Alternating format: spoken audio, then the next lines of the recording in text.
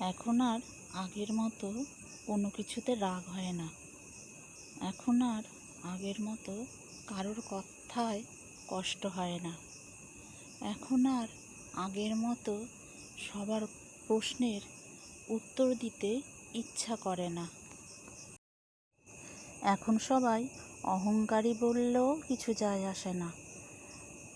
হোক না নতুন নাম, তাতে কি যায় আসে? নতুন নাম অহংকারী, সেটাও গায়ে লাগে না। যে নামেই তোমায় ডাকুক, তুমি মানুষটা তো পাল্টে যাওনি।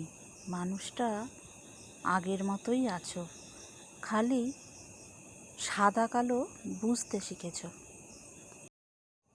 যখন দেখবে তোমাকে নতুন নতুন নামে তোমায় ডাকতে শিখেছে, তুমি এটা বুঝে নিও তুমি ঠিক পথেই আছো।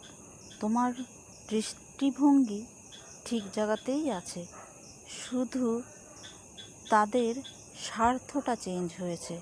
আগে তোমার সাথে এক স্বার্থে চলতো, এখন স্বার্থটা বোধহয় অন্যদিকে গেছে। তার জন্যই তোমার নতুন নতুন নামকরণ হয়েছে। তো বন্ধুরা, আমার এই ছোট্ট ভিডিওটা কেমন লাগলো কমেন্টে জানিও। একটা লাইক কমেন্ট শেয়ার করে দিও। তো চলো, আজকের মতো এই পর্যন্ত।